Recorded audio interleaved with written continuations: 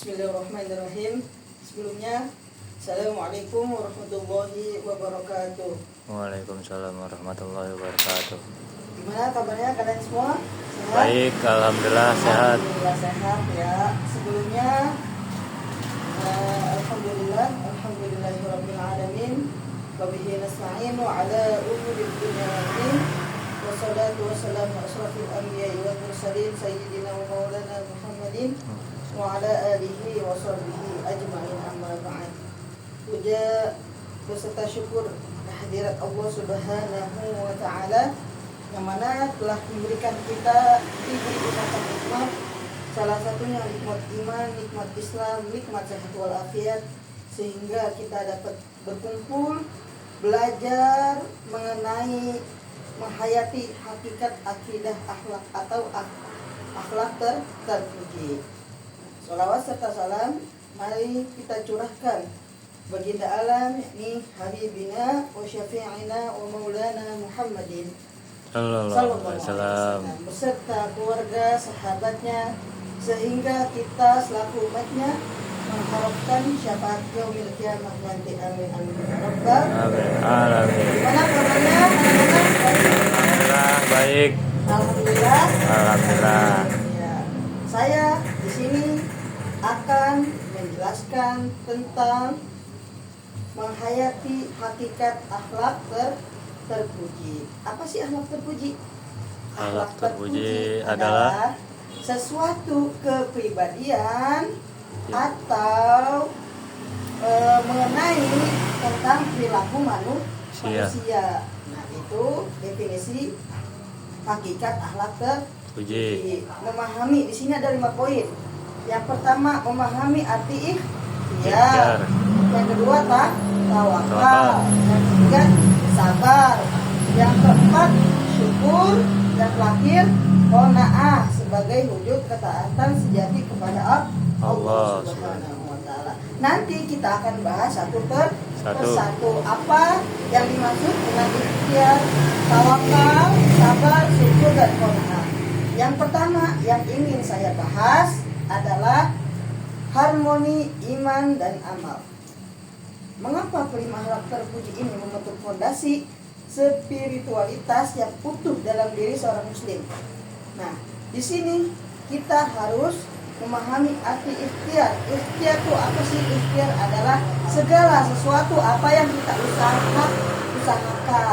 Ya, contohnya kita ingin usaha untuk mendapatkan ilmu. Gimana kita caranya mendapatkan ilmu? Yaitu belajar. Ikhtiar namanya. Itu yang dinamakan ikhtiar. Nah, yang kedua, dimensi hubungan akhlak terpuji. Nah, dimensi vertikal namanya ini ada 2 poin. Di sini hablum minallah. Ya, artinya cinta kepada Allah. Menggambarkan ketundukan batin yang total kepada Allah Subhanahu wa taala.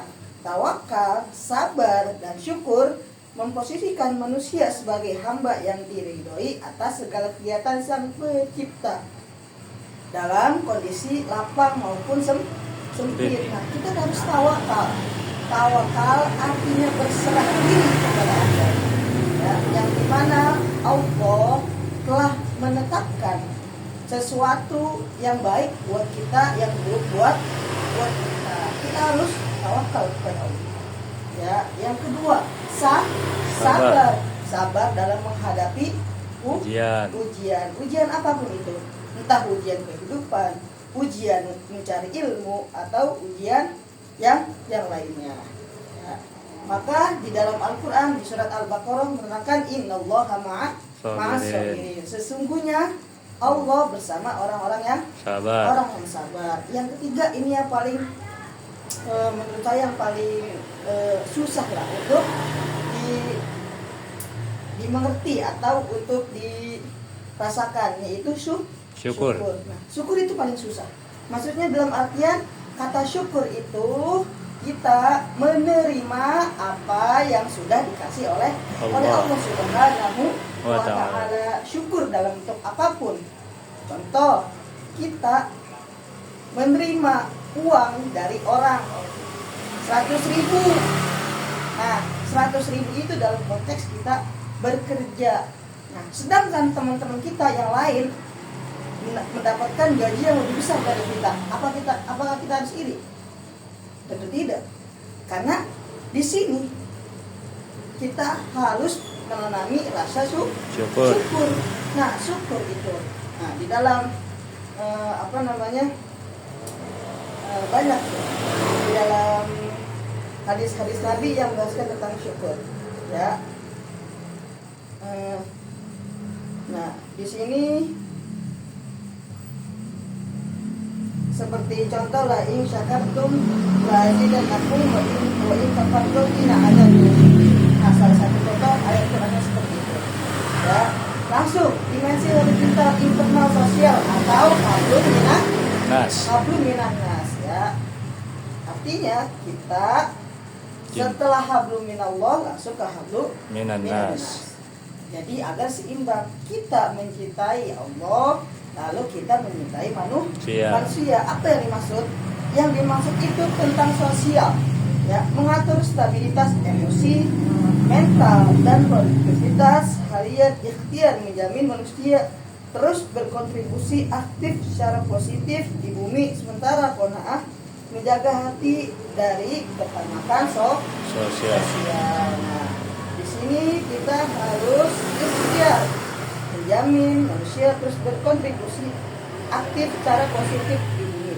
Nah, maksudnya kita harus berprasangka buruk, ya, ikhtiar untuk berprasangka buruk. Nah, itu salah. Kita harus berprasangka baik. Nah, seharusnya baik, ya, jangan berprasangka buruk. Itu nggak boleh. Nah, itu nggak boleh. Nah, qanaah, ya, menjaga hati dari ketamakan. Kita harus jangan seperti Korun yang ditenggelamkan dengan hartanya karena tamak, karena rakus, ya. Nah, itu contohnya. Apakah kalian mau ditenggelamkan? Ya, pemerintah Ustaz. Pemerintah. Nah, kalau pemerintah itu nantinya insya Allah. Nah, nanti kan ada namanya yaumul hisab. Ya. Nah, di situ yang dimana dipertimbangkan amal baik dan amal buruk. Nah, itu pastinya banyakkan amal buruk, korupsi, baik atau buruk? Buruk. Nah, itu buruk, apalagi yang sampai korupsi triliunan. Nah, itu sangatlah merugikan negara, bangsa dan rakyat. Ya. Yang kedua, hakikat ikhtiar apa sih? Berjuang tanpa lelah. Ya, ikhtiar apa tadi? Berjuang tanpa lelah. Ya. Berusaha secara maksimal. Ikhtiar adalah usaha bersungguh-sungguh secara lahir, ya, dengan menggerakkan segala potensi yang dimiliki untuk mencapai kemaslahatan sesuai syariat, ya. Ikhtiar. Nah, ikhtiar kita harus sesuai dengan syariat. Apa yang diajarkan oleh Quran, hadis, ya, ijma dan lainnya, kita harus laksanakan. Jangan ente ikhtiar untuk maling, ikhtiar untuk kebrekan, ikhtiar untuk bullying. Nah, itu nggak boleh, nggak baik. Ya, maka dari itu ikhtiar yang dimana menurut syariat itu ikhtiar dalam belajar, ya, ikhtiar kalau yang sudah bekerja dalam bekerja, ikhtiar untuk mencari nafkah. Nah, itu ikhtiar yang menurut syariat, ya. Islam melarang sikap pasif atau malas. Ikhtiar dinilai sebagai ibadah karena melaksanakan perintah Allah Subhanahu wa Ta'ala untuk aktif bekerja dan mengubah keadaan diri ke arah yang lebih baik. Nah, Islam larang tuh sikap pasif. Tahu diem baik, pasif, ya. Tahu males. Jangan males, apalagi kita lagi sedang belajar nih. Kita harus bersungguh-sungguh. Ingat pengorbanan orang tua. Maka dari itu gimana kita caranya untuk membahagiakan ikhtiar dalam belajar bersungguh-sungguh, ya. Dan niat belajar kita itu harus niat karena innamal a'malu Ya. niat ya. Kita harus niat tuh, niat belajar sungguh-sungguh karena Allah, dan juga jangan lupa mengharap ridho Allah Subhanahu Wa ta'ala. ya. Nah, untuk yang kerja jangan males-malesan ya. Kita jangan lupa bersyukur. Ya, apapun yang sudah dikasih oleh Allah itu termasuk rezeki kita. Rezeki kita udah ada yang Matur. ya. Masuk hakikat tawakal, kepasrahan yang aktif ya. Tawakal artinya apa sih? Berserah diri sesuai ketentuan Agama. Allah ya. Allah bukan agama. Iya Ustaz. Telah berusaha.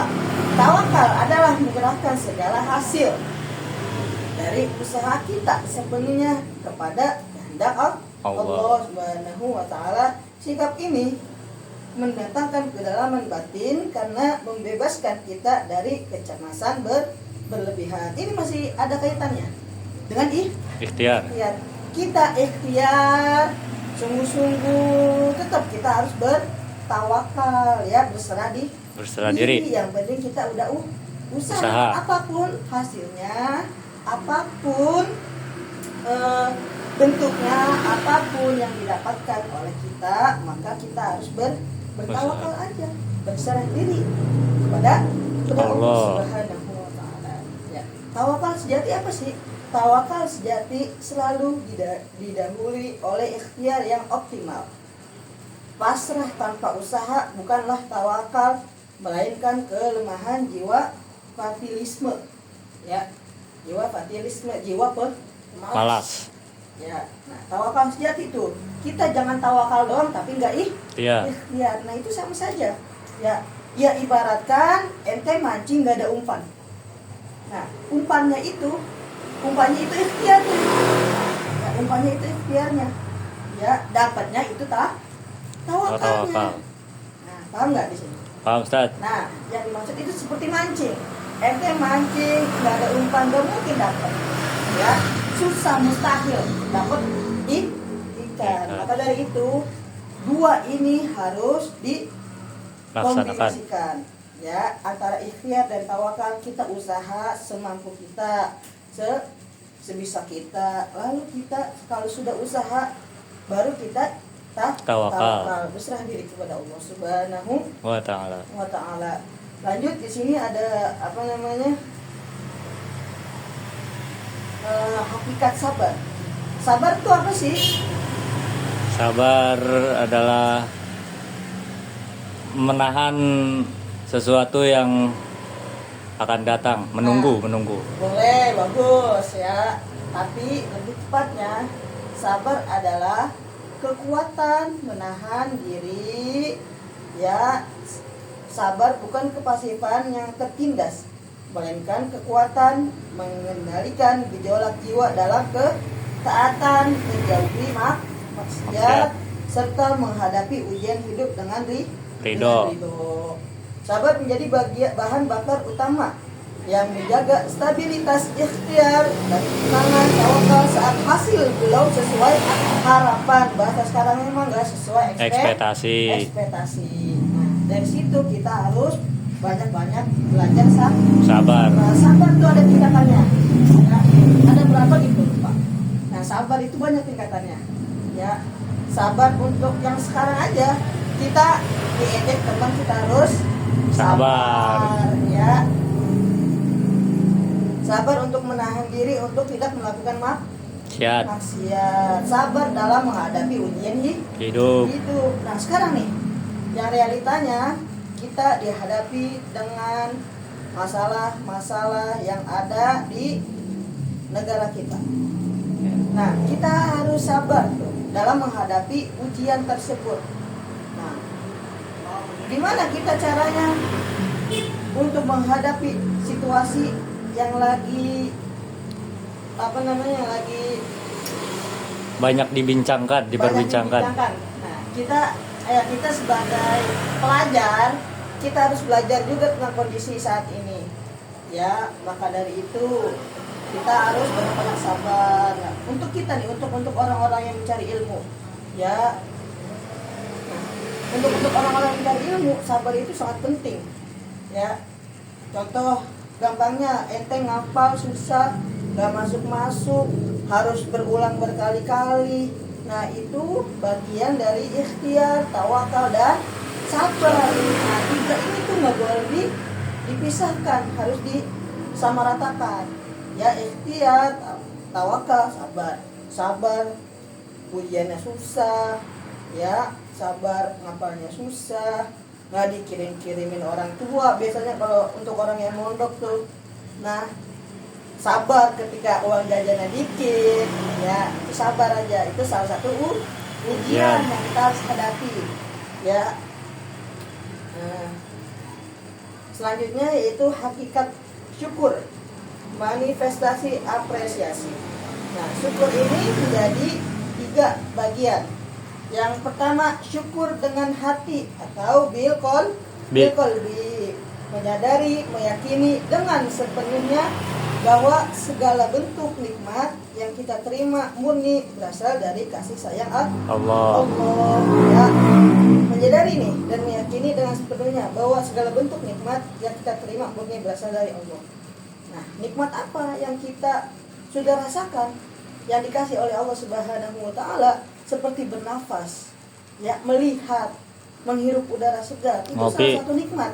Ya, salah satu nikmat yang harus disyukuri. Ya, apa tadi? Ngopi. Nah, ngopi itu salah satu nikmatnya luar biasa lah.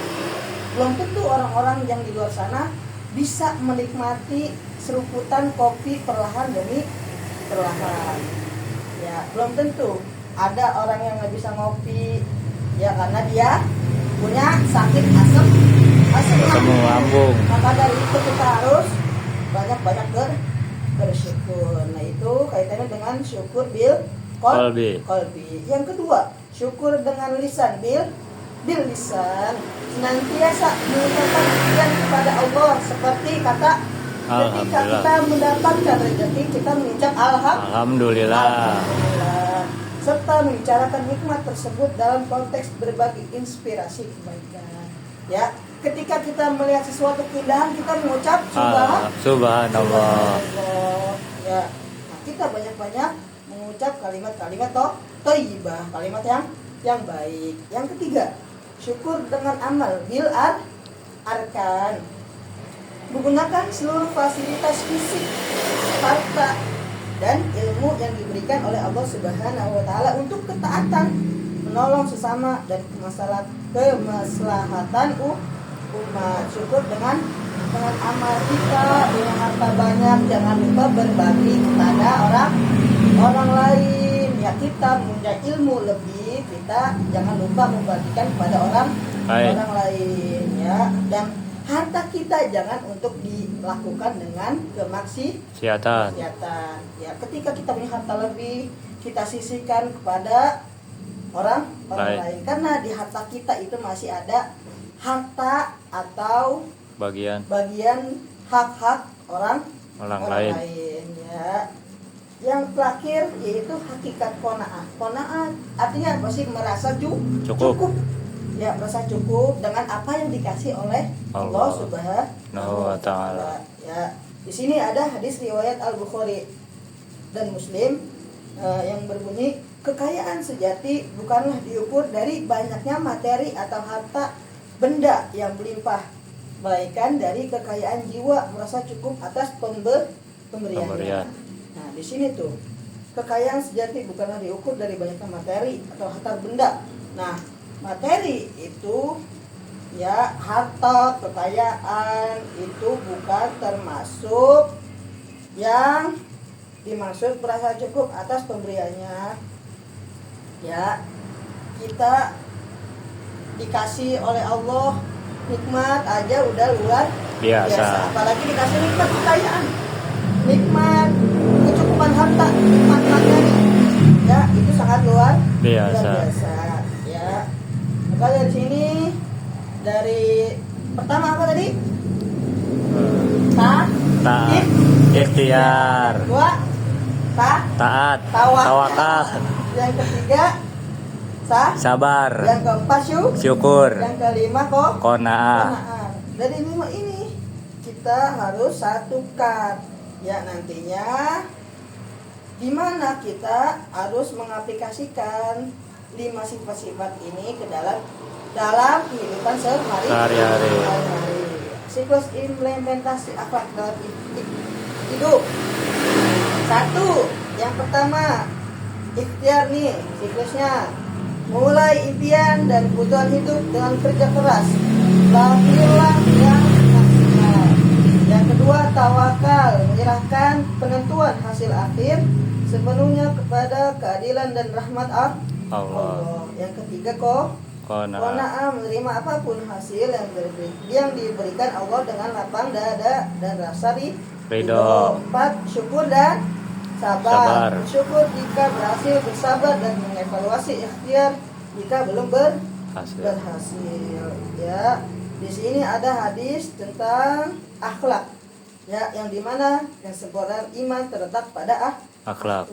Ya, hadisnya yang berbunyi An Abi Hurairah radhiyallahu anhu qala Rasulullah sallallahu alaihi wasallam akmalul mu'minina imanan ahsanahum khulqan. Artinya orang mukmin yang paling sempurna imannya adalah yang paling baik akhlaknya. Nah, akhlak pada orang tua, akhlak kepada teman, akhlak kepada guru, akhlak kepada hewan, dan akhlak-akhlak yang lainnya.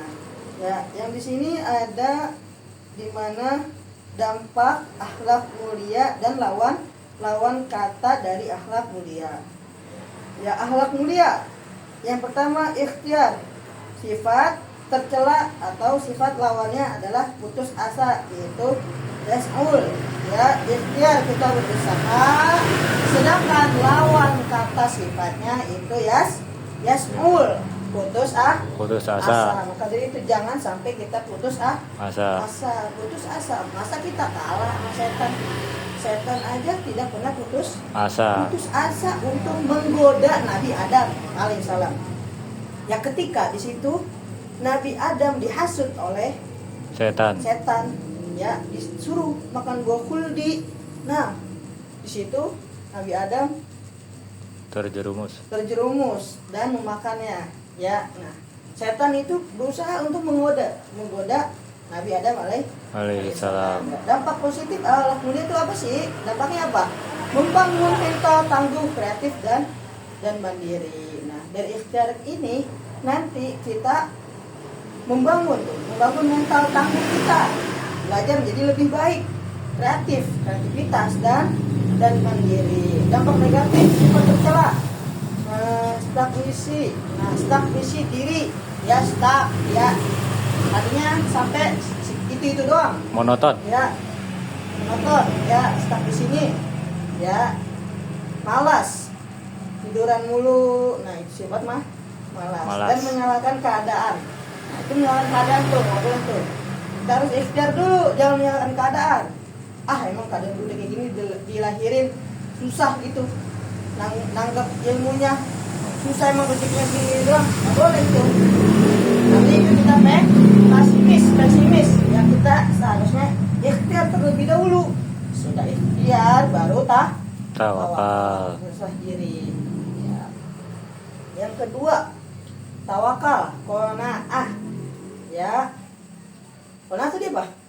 Menerima apapun hasil yang diterima oleh Allah. Ya, lawan katanya sifat tercela, tamak, serakah. Ya, serakah tuh seperti orang-orang korupsi, serakah. Ya. Korupsi MBG. Nah, itu mah oknum. Ya, serakah itu. Astagfirullah. Ya, dampak positifnya dari akhlak mulia, tawakal dan qanaah itu apa sih?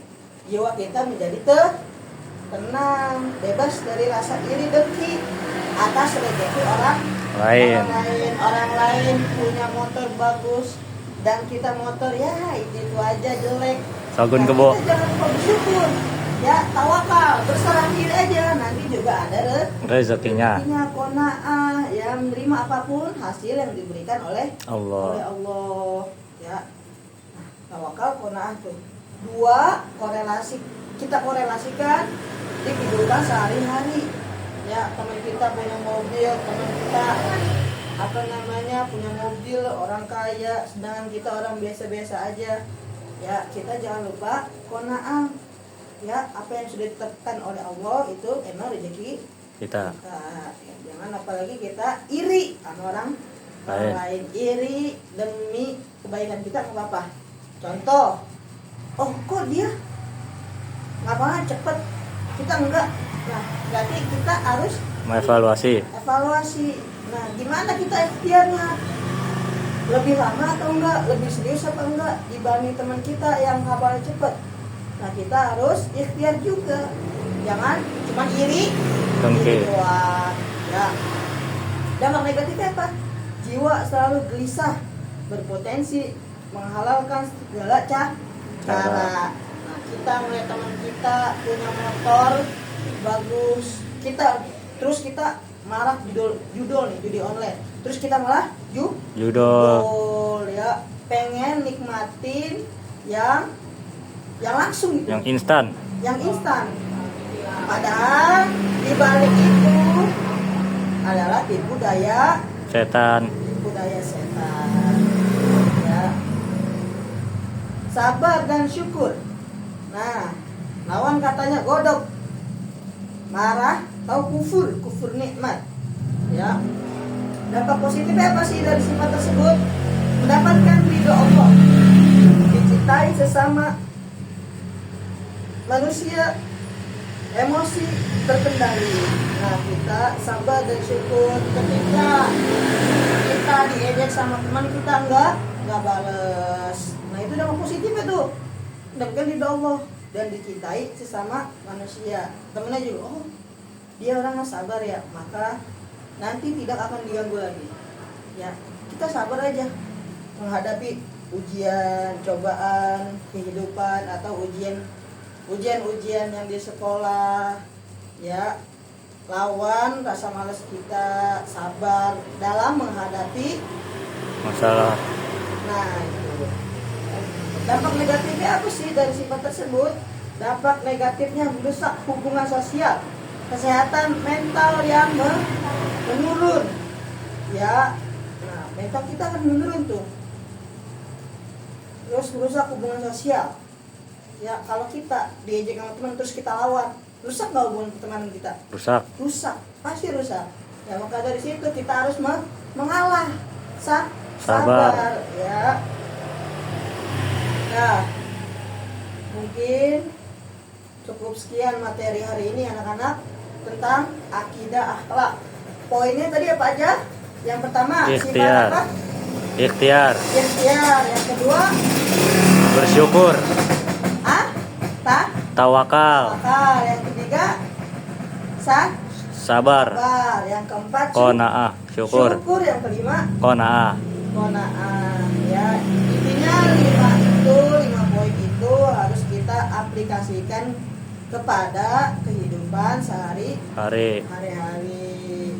Ya, tadi yang pertama ikhtiar, berusaha, apapun hasilnya itu ketetapan Allah Subhanahu wa Ta'ala. Yang penting kita usaha dulu tuh, usaha dalam belajar. Ya, mau nilai kita berapa, mau apapun hasilnya, ya yang penting ikhtiar aja dulu. Ya, yang kedua tadi apa? Tawakal, ya. Yang ketiga syukur. Yang keempat sabar, yang lima qanaah. Ya. Pertanyaan, maka apakah ada pertanyaan? Ojan tidur Ustadz. Ojan tidur katanya belum ngopi. Gimana Ustadz? Dia mau sabar tapi ngantuk Ustadz. Nah, itu nggak boleh tuh. Itu harus bangun. Bangun. Jon, bangun Jon. Ente tidur baik. Bangun. Ente mau tidur baik ente. Jon. Ya, lagi belajar ini. Ya. Nah, intinya banyak hadis-hadis di sini tentang menjelaskan, ya, Nabi aja diutus oleh Allah untuk menyempurnakan akhlak. Innamal bu'itsu liutammima lima akhlak. Sesungguhnya aku diutus oleh Allah Subhanahu wa Ta'ala untuk menyempurnakan akhlak. Ya, ada lagi sini. Alat pentakwaan sebagai penentu. Ittaqillahi haitsu ma kunta. wa atbi'is sayyi'atal hasanata tamhuha wa khaliqin nasa bi khulqin hasanin. Artinya, bertakwalah kepada Allah dimanapun kamu berada, ikutilah keburukan dengan kebaikan, niscaya kebaikan itu akan menghapusnya, dan pergaulilah manusia dengan akhlak yang baik. Dah, kesimpulannya bahwasanya kita sebagai manusia harus mempunyai akhlak karimah, akhlak yang baik. Tadi tuh yang saya jelaskan poin-poinnya. Kita harus sabar, syukur, tawakal, ikhtiar, doa. Nah, poin itu mudah-mudahan apa yang saya sampaikan kalian pakai di kehidupan sehari-hari. Intinya semangat terus belajarnya, apapun hasilnya, apapun ketetapannya, kita harus ikhtiar. Kalau sudah ikhtiar jangan lupa tawakal. Ya. Nah, emang belajar itu butuh proses. Ya enggak instan, ya. Maka dari itu terus semangat belajarnya. Oke, mungkin cukup sekian dari saya. Hasbunallah. Assalamualaikum warahmatullahi wabarakatuh. Waalaikumsalam warahmatullahi wabarakatuh.